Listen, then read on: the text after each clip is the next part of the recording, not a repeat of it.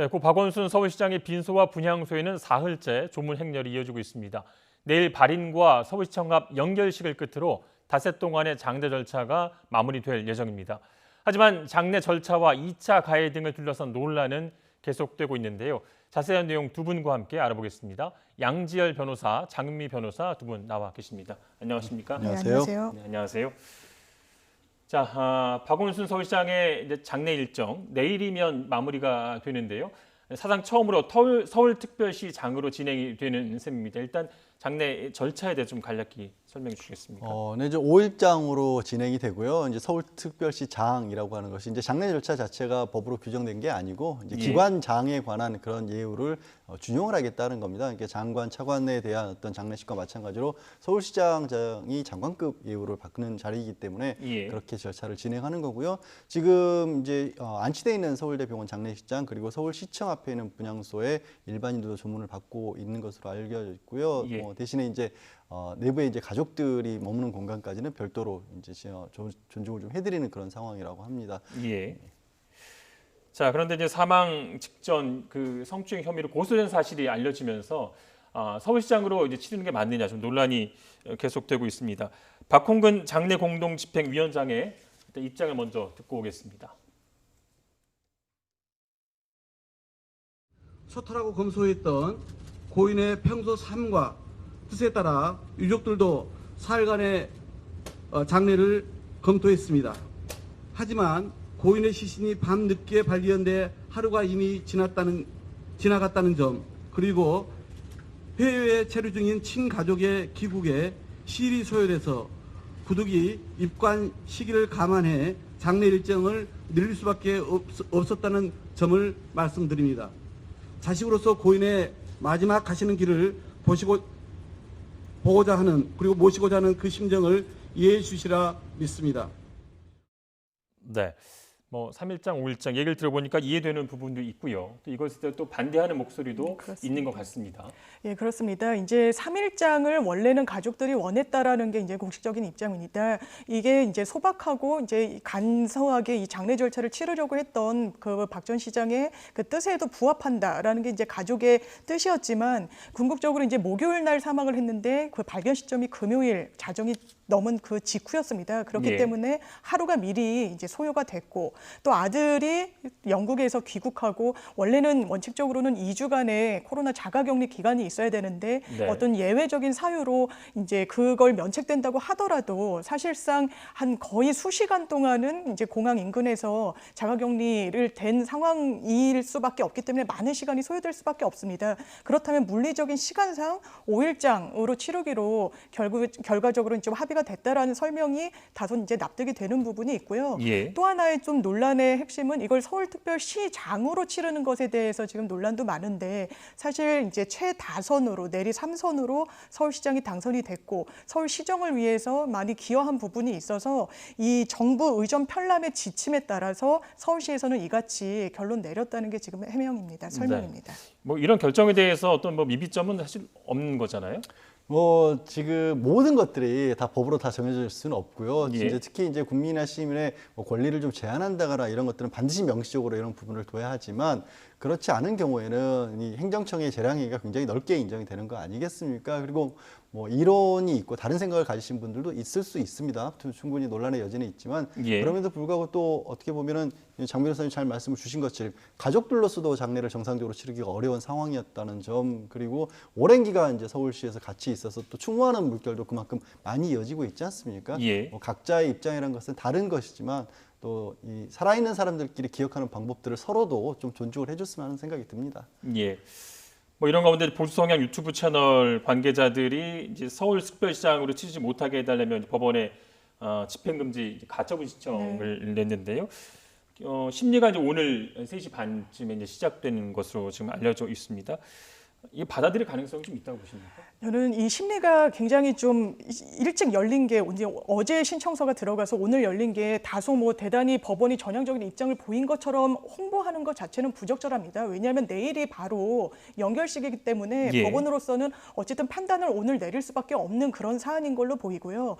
사실상 그 문제 제기를 한 측에서 하는 건 법적인 제지, 어떤 법적인 근거가 전혀 없는데도 어떤 서울시의 예산을 쓴다라는 부분을 문제를 삼고 있는데, 이 예산이라는 것도 그 금액이 본인들이 주장하는 그렇게 다액인지도 사실 밝혀진 바는 없고요. 정부 의전 편람에는 법령 근거는 아니지만 실질적으로 재직 중에 사망하게 되면 기관장의 장례 형식으로 치를 수 있는 근거 규정이 있습니다. 그렇기 때문에 사실상 이 부분에 대해서 기각 결정이 나오지는 상당히 좀 어렵지 않을까라는 생각이 좀 듭니다. 예. 뭐 자유지만 이런 가처분 신청을 내는 거에 대한 어떤 문제 소지는 없을까요? 사실 이제 실익이라고 해야 될까요? 굳이 네. 따진다고 한다면 물론 법원이 논란을 빨리 좀 일찍 종식시키기 위해서, 그리고 아예 안 받아들여져서 아예 늦춘다고 한다면은 또 법원이 아무것도 하지 않았다는 그런 얘기를 들을 수 있다는 부분도 고려를 해서 일찍 이 가처분 절차를 개시하긴 합니다만, 예. 받아들일 가능성 자체는 거의 없다라고 봐도 되는 거거든요. 그러니까 예. 이거를 막음으로써 얻을 수 있는 이익이라는 거, 혹은 이것이 집행됨으로써 어떤 불법적인 일이 벌어진다거나 이런 것들이 있는 상황이 아니기 때문에 특별히 이 가처분에 어떤 집행 금지를 해야 될 이익이 없다라고 보이는데도, 예. 아까 제가 말씀드린 것처럼 이론의 여지는 있지만 생각은 다를 수가 있지만, 예. 그거를 다른 사람들이, 그러니까 살아서 이 뭐 망자를 기억해야 되는 다른 생각들을 이걸 또 막아야겠느냐, 이거는 좀 별개의 문제가 아닌가, 어떤 논란 자체를 크게 키우기 위한 방법으로만 쓰인 게 아닌가 하는 좀 안타까움이 있습니다. 예. 네, 뭐 그러면 좀 논란이 있다는 게, 일단은 내일 오전 발인을 시작으로 해서 서울시청 앞에서 한 연결식, 그리고 서울 추모공원에서 하관식을 끝으로 장례 절차는 마무리가 되는데요. 박 시장의 이제 서울특별시장을 반대하는 내용의 청와대 국민청원도 지금 50만 명을 넘어선 것 같습니다. 청와대 공식 답변 20만 명 기준도 좀 넘어섰고요. 그만큼 논란은 계속 되고 있다고 좀 봐야 될 것 같습니다. 그렇습니다. 이 부분에 있어서는 아마 사망에 연관관계가 있다라고 추정되는 이 고소 사건과 관련해서, 그렇다면 이제 피해자의 의사를 헤아렸을 때 이걸 기관장 장례 형식에 따라서 하는 것이 맞느냐라는 문제 제기, 또 이제 코로나19 국면에서 사실상 어떤 방역이나 감염병 예방을 생각했을 때는 이게 집합적으로 모이는 것 자체를 이제 막아야 되는 거 아니냐라는 여러 이제 목소리가 혼합되면서 이렇게 많은 수의 사람들이 이 청원을 하고 계시는 걸로 보이는 부분이 있습니다. 하지만 이제 서울시에서도 이 3선을 한 이제 시장의 전례가 없었고, 예. 서울시장에 기여했던 바가 있고, 또 관계의 근거에 이제 다 적합하게 이 장례의 절차를 하겠다는 부분이어가지고 사실상 서울시 특별시장으로 내일 발인까지 맞춰지는 데는 크게 무리가 없지 않을까, 이런 생각 듭니다. 예. 관련해서 이제 박홍근 그 장례위원회 공동집행위원장이 이제 2시 정도에 내일 일정과 관련한 어떤 브리핑에서 이런 지금 논란에 관한 부분에서도 좀 해명 내지는 설명이 좀 있을 것으로 보여지고 있고요. 이 박 시장 장례 일정과 또 절차 둘러싼 논란이 커진 이유, 사망 전날 이제 성추행 혐의로 고소한 사실이 알려지면서인데요. 일단 이 사건은 공소권 없음으로는 종결된 상태라고 볼 수 있는 거죠. 네, 그렇습니다. 이제 공소권이 없다라고 하는 게 이제 수사기관으로서 이것을 재판에 넘길 수 있는 권리 자체가 사라졌다라는 겁니다. 그러니까 재판에 넘겨진 경우에도 사실 이제 공소를 기각해서 재판을 중단하는 거거든요. 이유는 뭐 당연한 얘기지만, 어찌보면 이 한쪽에서의 의혹을 제기를 했었을 때, 뭔가 문제가 있다 제기를 했었을 때 반대편 당사자가 이 부분에 대해서 반론할 수 있고 해명을 예. 할 수 있어야 우리가 사건에 대해서 과연 내막이 어떤 것인지를 정확하게 알 수가 있는데, 한쪽 당사자가 사망하게 되면 그 얘기를 전혀 들어볼 수가 없지 않습니까? 그래서 예. 사실 이건 실체적 진실을 발견하는 것 자체가 이미 불가능해진 상황이기 때문에 수사나 재판이 의미가 없다. 그래서 공소권 없음으로 종결하도록 돼 있는 겁니다. 그렇기 때문에 사실 이걸 둘러싸고 어떤 원인으로 인해서 박 시장의 죽음이 있었느냐, 이런 부분들을 추측하는 것은 추측이 아니라 억측일 수밖에 없는 겁니다. 뭐 이런 상황과는 또 별도로 걱정이 되는 것이, 인터넷 등에서 이제 박 시장을 고소한 직원에 대한 신상털기도 유언 비어들이 좀 유포가 되고 있습니다. 2차 가해가 좀 우려가 되고 있는 그런 상황인데요. 민주당 차원에서도 무분별한 신상털기 등 2차 가해는 중단해달라고 요청한 그런 상황인데요. 고소인에 대한 2차 가해뿐 아니라 고인을 향한 무분별한 유언비어도 좀 이렇게 좀 유포가 되는 그런 상황인 거죠. 그렇습니다. 이 고소 사실이라고 하면서 이제 확인되지 않은 내용들이 SNS나 인터넷상에 무분별하게 지금 뭐 유포, 배포가 되고 있는 상황이고요. 이게 고인뿐만 아니라 사실상 이 피해를 입었다고 주장하시는 그 여성분에 대해서도 예. 전형적으로 가해질 수 있는 2차 어떤 폭력입니다. 이런 부분에 대해서는 정보통신망법상 명예훼손 등으로 또 처벌받을 수 있는 사안이기 때문에 정말 유념해야 된다고밖에 말씀드릴 수밖에 없고요. 또 하나는 지금 피해 여성분을 어떤 입을 빌려서 계속해서 어떤 정치적인 언사를 하는 경우들이 상당히 많은데 그 부분도 상당히 좀 부적절하다는 생각이 듭니다. 이 피해 여성이 이 어떤 상황인지 이게 계속 거론되길 원하는지 전혀 확인되지 않은 상황에서 뭔가 이런 부분을 정치 쟁점화하고 전선을 가져가려고 하는 부분들은 사실상 크게 보면 이 부분 역시 그 피해 여성에 대한 가해 행위로 좀 예. 비춰지는 부분이 있습니다. 이 부분 사실 굉장히 중요하기 때문에 좀 당부를 좀 드리고 싶은데 국민들께도 법조인 입장에서 좀 말씀을 좀 해주시죠. 제가 아까 이제 박 시장에 관해서도 이제 사망으로 인해서 더 이상 공소권이 없이 종결이 됐다. 그 이유가 이 망자로서 얘기를 들어볼 수가 없다라는 얘기 아니겠습니까? 예. 그 얘기는 또 어떤 얘기가 되냐면 고소를 한 측에서도 할 수 있는 얘기, 하고 싶은 얘기를 못하는 상황이 돼버렸다는 예. 겁니다. 왜냐하면 이쪽에서 뭔가를 얘기하게 되면 반론이 없기 때문에 또 일방적인 주장만이 돼서 뭔가 하고 싶은 얘기가 있더라도 못하는 그런 상황인데 어찌 보면 이 부분도 좀 일종의 뭐 억울한 상황일 수도 있는 거 아니겠습니까? 예. 그런 상황에서 뭐 말씀드린 것처럼 추측이 아니라 억측일 수밖에 없는 여러 가지 얘기들을 하게 되면 고스란히 또 그 피해를 감내해야 될 수밖에 없는 상황이 되는 겁니다. 예. 어떤 일이 있었는지를 알 수가 없고 이게 알 수 없는 상황인 거를 계속 각자의 생각마다 뭐 머릿속에서 드는 생각이야 지울 수가 없다고 치더라도 예. 바깥으로 꺼냈을 때는 분명하게 뭐 이 살아있는 사람의 명예훼손이 될 수가 있는 것이고 또 망자에 대해서는 사자의 명예훼손이 될 수가 있는 것이고요. 이 어떤 성격, 굉장히 민감한 성격을 가지고 있기 때문에 최근에는 명예훼손 사건에서도 실형까지 이를 만큼 예. 높은 형사처벌이 이루어지는 경우도 있거든요.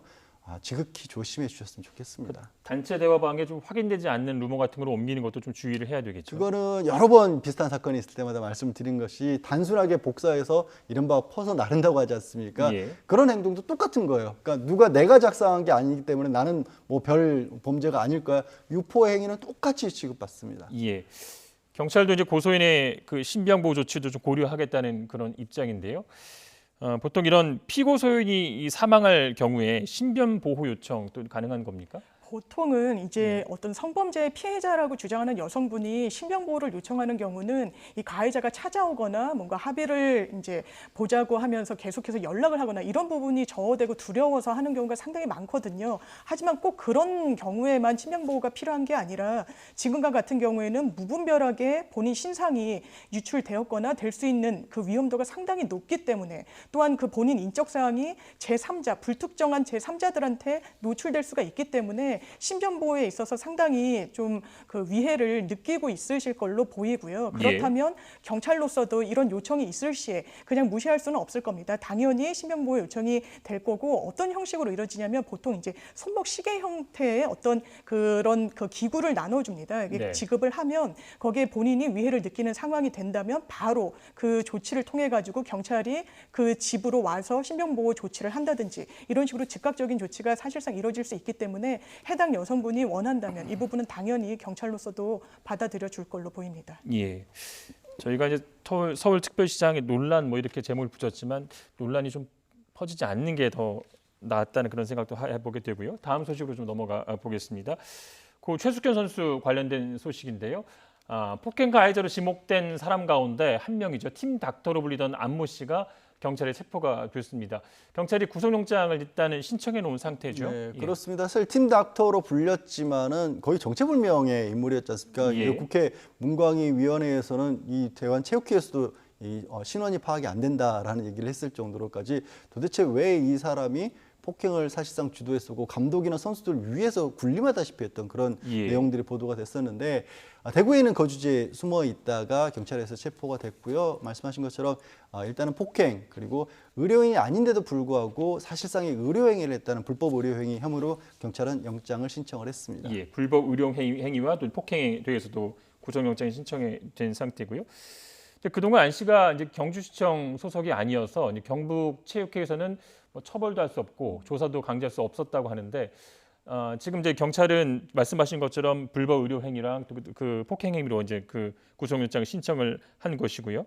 그렇다면 이 안 씨는 최대 좀 어떤 처벌까지 가능하게 되는 겁니까? 네, 지금 말씀하신 대로 뭐 폭행죄 그리고 무면허 상태에서 의료 행위를 한 의료법 위반 행위 다 범죄 사실에 포함이 돼 있고요. 또 최근에는 강제추행 그 선수들에 대해서 사실상 치료를 빌미로 어떤 그 강제적인 추행에 이르렀다는 부분이 추가 고소가 된 부분이 있습니다. 예. 이 부분까지 또 더해지고 또 부가적으로는 이게 이제 공식적인 직함을 갖고 일을 했던 게 아니기 때문에 체육회에서 월급을 급여를 받을 수 있는 사정이 아니었어서 선수들에게 사실상 뭐 치료비 명목으로 월 100만 원씩 그리고 수시로 비용이 들어간다면서 한 50만 원씩을 지급받은 게 있습니다. 그 부분에 대해서도 지금 수사기관은 사기죄 이제 성립이 된다라고 들여다보고 있는 부분이 있기 때문이에요. 이 부분들은 여러 횟수 다 전부 하나하나가 범죄를 구성하게 되고 이 부분이 더 입증이 된다면 아마 실형을 면하기는 좀 어려워 보입니다. 예. 그런데 지금도 이해가 안 가는 게 의사 면허도 없는 의료인도 아닌 안 씨가 어떻게 좀 팀 닥터로 계속해서 이렇게 활동을 하고 있었는지가 굉장히 의문인데요. 감독인 김규봉 씨도 잘 몰랐다는 그런 입장입니다. 김규봉 씨의 좀 얘기를 좀 들어보고 오겠습니다. 2008년도에 병원에서 처음 알게 됐고 그 병원에서 이제 선생님이라 불렀던 상황이고 저는 그분이 누군지도 몰랐었고 치료를 잘 한다라는 소문에 의하여 네. 그 팀 내에서 가졌던 권한을 보면 굉장히 뭐 제왕적인 권력이라고 표현할 정도로 여러 가지가 있는데 결국 이제 팀 가해자 중 한 명인 장윤정 선수 소개로 팀에 합류하게 됐다는 그런 얘기죠. 일단 그 팀 가해자로 알려진 그 주장이었다고 하죠. 장 선수가 굉장히 예. 팀 내에서도 본인도 굉장히 다른 선수들에게 뭐 선배 정도 이상의 뭐 코치로도 불릴 정도로까지 좀 군림을 했다라고 하죠. 근데 그 선수가 개인적인 인연으로 인해서 팀 닥터라는 직함을 가지고 들어와서 일을 했다고 하는데 그 사람이 그런데 어떻게 선수들을 폭행을 하고 심지어 감독이 있는데도 불구하고 오히려 감독보다 위에 있는 사람처럼 이렇게 녹취록 등을 보면 나오지 않습니까? 예. 어떻게 그런 일이 가능했는지는 앞으로 이제 수사에서 밝혀져야 될 것 같은데 한 가지 이 자체 그러니까 의사도 아닌 사람이 의사처럼 행세를 하고 팀의 팀 닥터라는 이름으로 들어오게 된 이유를 따져보면 지금 뭐 이른바 우리나라 체육계 같은 경우는 엘리트 체육이라고 해서 굉장히 예. 실적을 많이 내는 어떤 성적 위주의 어떤 그 선수단 구성으로 돼 있는데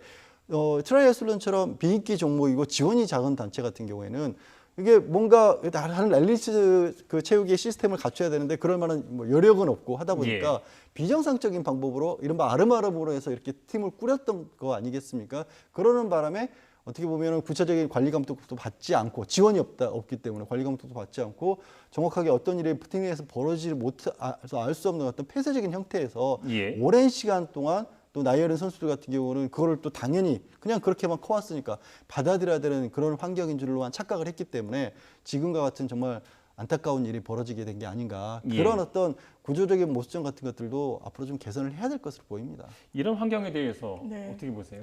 정말 이게 이번에 비단 한 번 이례적으로 발생한 일이 아니지 않습니까? 이 최숙현 그 선수의 사건이 있기 전부터 이 체육계에 계속해서 관행적으로 고질적으로 병폐로 지목되어 왔던 이런 폭행 또 뭐 성추행 이런 부분들에 있어서는 항상 문제가 있을 때마다 근절하겠다라는 대책을 냈음에도 불구하고 예. 그리고 뭐 전수조사를 하겠다고 했음에도 불구하고 사실상 단 한 발짝도 나아가지 못한 부분이 있는 것 같습니다. 최숙현 선수 같은 경우에도 이 부분을 생전에 문제 제기를 이 수사기관에도 했고 체육회에도 했다는 거잖아요. 그렇지만 이 사망 전에 받았던 회신은 본인이 어떤 자료를 제출할 수 있느냐 이런 부분에 대해서 사망 바로 전날에도 체육회 관계자와 이 주고받은 통화 내용에서 이걸 제가 다 준비해야 되냐고 굉장히 좀 체념한 듯한 이제 네. 반문을 하기도 해서 상당히 이런 부분이 좀 가슴이 아픕니다. 이런 체육계의 어떤 고질적인 문제가 비단 이번만에 이제 또 트라이애슬론 이 종목에서만 국한된 문제는 아닐 겁니다. 그렇기 때문에 이번에야 정말 근절하고 이제 좀 개선할 수 있는 실질적인 대응책을 정말 마련해야 되지 않을까 이런 생각 듭니다. 예.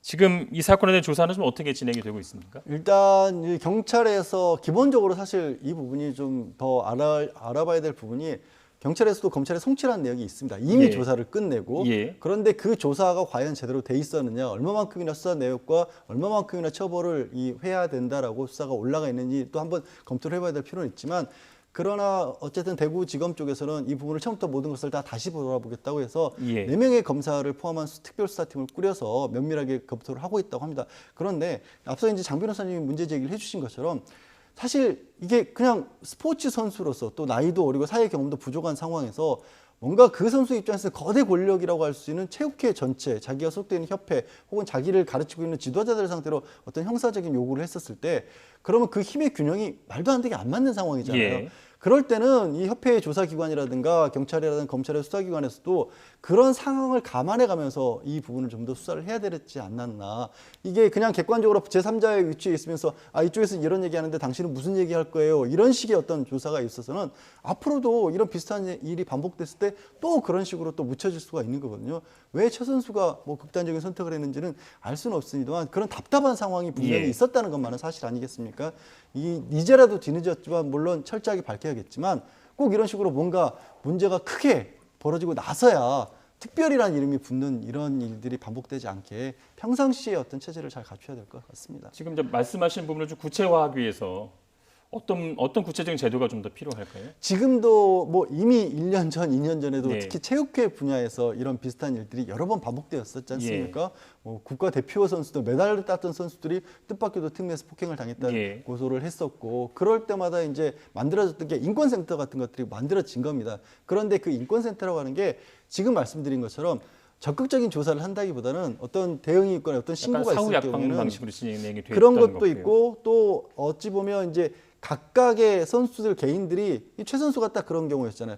당신이 다 증거 같은 것들을 모아야 되는 상황이다. 예. 근데 그게 그런 일에 익숙한 사람들, 뭐 저희 같은 변호사들이야 이게 뭐가 필요하다는 걸 쉽게 알 수 있지만 예. 그렇지 않잖아요. 당장 일반인이고 스포츠에만 전념했던 그런 선수가 어떻게 이 상대방은 변호인을 선임했다고 하는데 나는 뭘 어떻게 해야 되지? 좀 막막할 수밖에 없지 않습니까? 예. 조금 더 적극적으로 알려줄 수 있고 조금 더 적극적으로 도와줄 수 있는 방법을 만들어야 된다는 거죠. 그 선수들이 좀 쉽게 찾아갈 수 있고 도움을 좀 얻을 수 있는 그런 법적인 변호인 제도 같은 것들이 좀 도입되면 그런 좋겠다는 것들도 생각이 충분히 들고요. 예를 들어서 이제 지금 일반 국민들 같은 경우에는 법적으로 뭐 예. 본인이 경제적인 여력이 없을 경우에 필요할 때는 뭐 법률구조공단 같은 것들도 있고요. 그러니까 선수도 그런 것들을 이용할 수도 있었을 거예요. 그런데 예. 누군가가 그런 식으로라도 한번 찾아봐라라는 그런 가르침도 주지를 못했다는 거 아니겠습니까? 예. 체육회처럼 지금 몇 번이고 이런 일이 반복이 됐다라면 체육회 자체적으로도 그런 수단을 조금 더 강화해야겠죠. 예. 근데 이제 조사 과정에서 이제 가해자로 지목됐던 이제 선배 선수 김모 씨가 네. 처음에는 좀 인정을 하지 않다가 이제 폭행을 인정하고 또 이제 주장과 감독의 폭행 사실까지 다시 폭로를 했습니다. 이번 사건의 어떤 진상 규명에 또 도움이 좀 되지 않을까요? 어떻게 예, 이 보십니까? 김모 선수의 진술을 보면 본인이 이제 해외에 전지 훈련을 갔을 때 최숙현이 감독에게 구타를 당하고 열중시어 자세로 이제 대기를 하고 있는 것을 내가 목격했다 이렇게 진술을 바꿨습니다. 종전에는 본인도 어떤 가해 행위, 구타 행위에 가담한 적이 없고 다른 일원들도 최숙현 선수에 대해서는 폭행을 하지 않았다라고 했는데요. 본인이 국회에 나가서 후배들이 정말 진정어리게 호소하는 모습을 보고 마음이 바뀌었다 이렇게 좀 진술을 변경한 상황입니다. 그리고 이 장모 주장에 대해서도 종전 입장에서 좀 달라진 것이요. 계속해서 한 달에도 한 3-4차례 계속해서 구타를 하고 인격적인 모독을 했다라는 구체적인 지금 진술을 하고 있습니다. 예. 본인이 본인의 처벌을 감내하면서 나도 이 폭행을 했다라고 이야기를 했기 때문에 본인의 처벌까지 불사하고 한 진술은 신빙성이 높다고밖에 보일 수가 없고요. 예. 이 부분은 수사에 있어서도 최숙현 선수의 어떤 피해 행위를 입증하는 데 상당히 좀 도움이 될 걸로 보입니다. 그렇기 때문에 이런 부분이 좀 더 이제 수사가 진행된다면 아까 이제 나왔던 폭행, 나아가서 상해 내지는 이 미성년자 선수들 같은 경우에는 아동복지법상 이제 학대 행위로까지도 사실 의율이 가능한 부분입니다. 예. 그럼 이 선수의 말이 맞다면 정말 감독은 이제 거짓말을 한 셈인데요. 그렇죠. 그렇다면 또 가중 처벌을 받을 수 있는 가능성도 있겠네요. 예, 아무래도 양형에 있어서 본인의 어떤 잘못을 시인하지 않고 부인으로 일관하는 건 피해자한테 2중, 3중의 고통을 준다고밖에 판단할 수 없는 요인입니다. 때문에 양형에는 상당히 불리하게 작용할 걸로 보입니다. 예. 조금 전에 양 변호사님이 이런 문제 근본적인 해결을 위해서 선수들이 좀 쉽게 찾아갈 수 있는 변호인 제도 같은 거를 도입하면 좋겠다라는 말씀을 해주셨는데요. 장 변호사님은 어떤 의견? 예, 저도 이제 말씀을 들으면서 한 100번 공감한다는 차원이 들었습니다. 왜냐하면 이 최숙현 선수가 정말 낙담했던 것이 본인에게 모든 부담을 이제 지우는 듯한 이 상황을 이겨내지 좀 못했던 것 같습니다. 이게 변호인이 옆에서 있었으면 사실상 비교적 수월하게 본인의 어떤 무게감을 덜어주면서 조력할 수 있었을 걸로 보여서 예. 사실상 뭐 체육계에 국한되지 않은 변호인 조력제다가 있다고는 하지만 이 부분에 대해서 체육계에 한정해서라도 이런 문제가 계속 반복되고 있기 때문에 변호인 조력을 받을 수 있는 구체적인 대안을 내놓는 것도 정말 실효적인 방안이라고 생각합니다. 예. 수사와는 별개로 대한천인삼중협회에서는 감독과 주장에 대해서는 영구 제명 또 징계도 내리셨는데 수사가 진행이 되면 이들에 대한 어떤 가혹행위도 좀 더 나올 것이고 이 고발건이 사실로 드러나게 된다면 어떤 처벌까지 좀 받을 수 있게 됩니까? 뭐 그 범위 형사처벌 같은 경우에는 이미 정해져 있는 어떤 선수 것들이 있지 않습니까? 말씀을 하신 것처럼 폭행이라든가 뭐 아동복지법 위반이라든가 심지어 팀닥터 같은 경우 성추행 의혹까지 제기가 된 부분이고 그거는 이제 법에 따른 형사처벌을 받으면 되는 것이고요. 이 영구 제명이라고 하는 게 결정된 건 아닙니다만 지금 이제 수사나 재판에 의해서 드러나고 있는 의혹이 사실로 확인이 된다면 이게 더 이상 이제 이의 제기를 통해서 이게 되돌릴 수 있는 그런 방법이 없을 것으로 보이고요. 예. 사실 체육회가 이렇게 강력하게 나서는 걸 보고도 이렇게 빨리 강력하게 제재를 할 수 있었다라면 그 사이에는 왜 아무것도 못했을까라는 그런 의구심이 또 드는 거 아니겠습니까? 그리고 예. 이런 게 반드시 필요한 게 선수들이 이 체육회 내에서 이런 문제점들이 계속 반복되는 이유 중에 하나가 뭔가 호소를 하고 징계를 받고 처벌을 받더라도 그 사람이 다시 돌아온다. 예. 이 좁은 이 체육계 내가 종사하고 있는 내가 몸을 담고 있는 종목에 예. 이게 어린 선수들 입장에서는 그 엄청난 이게 엄청난 뚜껑인 겁니다. 이게 가로막힌 거예요. 그러니까 이 조치 자체가 맞다 확인이 된다면 반드시 필요한 조치고요. 앞으로도 이 정말 글자 그대로 엄단에 의해서 이런 어떤 폭력을 일으킨 문제를 일으킨 체육인들 같은 경우는 그것을 떠날 수밖에 없다는 것을 예. 명확히 해주는 게 필요할 것으로 보입니다. 즉 구조적인 문제 때문이라고 얘기하기에는 너무 사태의 심각성이 커지고요. 체육인 전반의 어떤 인식 개선이 좀 필요할 거라는 그런 생각도 드는데요. 네, 그렇습니다. 왜냐하면 체육계가 아주 어렸을 때부터 그 엘리트 체육이라는 미명하에 훈련을 고강도로 하면서 이 위계의 질서가 너무나 좀 강화돼 있고 그래서 문제 제기를 쉽사리 할 수 없는 이런 구조적인 문제가 있는 상황에서 어떤 성과 그리고 메달이라는 이 어떤 목표치를 위해서 달려가는 과정 중에 많은 어떤 희생들이 당연시 되어 왔기 때문에요. 예. 이런 부분에 대해서는 어떤 구조적인 문제점 그리고 엘리트 체육계의 어떤 그런 그 문제점들에 대해서도 같이 이번 일을 계기로 논의가 돼야 될 것 같습니다. 예. 고 박원순 서울시장의 장례 절차죠. 서울특별시장에 관한 논란 그리고 고 최숙현 선수의 수사 상황까지 두 분과 함께 짚어봤습니다. 오늘 고맙습니다. 네, 고맙습니다.